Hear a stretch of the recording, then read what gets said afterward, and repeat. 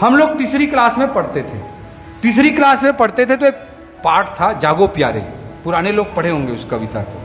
जागो प्यारे, उठो लाल अब आंखें खोलो, पानी लाई हूँ मुँह धोलो, बीती रात कमल दल फूले, उनके ऊपर भंवरे झूले, चिड़िया चहक उठी पेड़ों पर, बहने लगी हवा अति सुंदर, नभ में न्यारी लाली छाई, धरती ने सुंदर छवि पाई, भोर हुआ सूरज उगाया, ऐसा सुंदर समय न खो, मेरे प्यारे अब मत सो। एक पाठ था जागो प्यारे। तो गुरुजी आए हमारे तीसरी क्लास में और उन्होंने वो जागो प्यारे पाठ को पढ़ाया। पढ़ाने के बाद अगले दिन प्रश्नोत्तर लिखवाया, उन्होंने प्रश्नोत्तर लिखवाए, प्रश्न लिखवाए, उत्तर लिखवाए।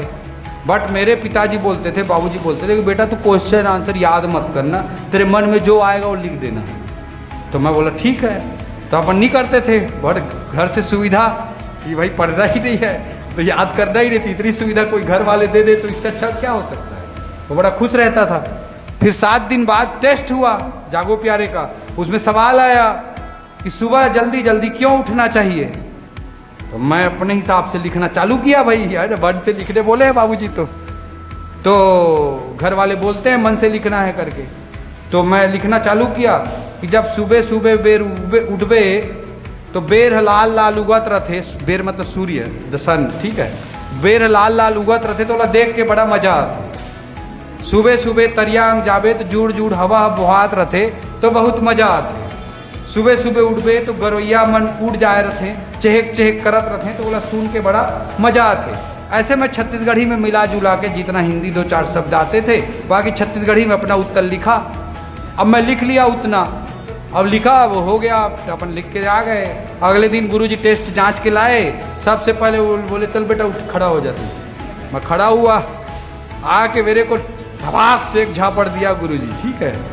एक झापड़ मारे मेरे को और बोले बेटा प्रश्नोत्तर को याद तो करता नहीं है, अब बड़ा मजा आते लिखे ऐसे में बोले, ठीक है। तो मेरे इस पूरे घटनाक्रम को हमारे हेड मास्टर थे वो देख रहे थे। हमारे हेड मास्टर एक दूसरे गुरुजी देख रहे थे। तो दूसरे गुरुजी आए और उन्होंने बोला कि अपनी मर्जी से लिखा है, इसको अपने मर्जी से लिखने दो, ये लिखना सीखेगा अगर ऐसे करेंगे। तो मैं अपनी मर्जी से ही लिखता रहा तीसरी क्लास से। पहले मैं छत्तीसगढ़ी में लिखता था, फिर थोड़ा थोड़ा हिंदी छत्तीसगढ़ी मिक्स करना सीखा, फिर हिंदी से लिखना सीखा, फिर अंग्रेजी लिखना भी सीख गए जब बड़े हो गए। ये मेरे राइटिंग स्किल के विकास की कहानी है और ये मेरे को पता था कि ये मेरा स्ट्रेंथ है। दिल्ली के डीपीएस आरके पुरम से आए हुए बच्चे को भी मैं मात दे सकता हूं मेरी राइटिंग स्किल, ये मेरे को पता था। ये मेरे को पता था और मैंने इसी आधार पे यूपीएससी की एग्जाम में लिखा। और मैं आपको बताना चाहता हूँ एसे का एक पेपर होता था, अभी भी होता है। हम लोगों के ज़माने में 3 घंटे में 1 निबंध लिखना होता है, अभी 2 निबंध लिखने होते हैं। 1 निबंध 3 घंटा लिखना है, कोई वर्ड लिमिट नहीं, 5000, 6000, 7000 वर्ड लिख सकते हो आप। तो कोई रट के नहीं लिख सकता, उसका ओरिजिनल व्यक्तित्व को, ओरिजिनल राइटिंग स्किल के साथ ही पेपर को लिख सकता, ठीक है।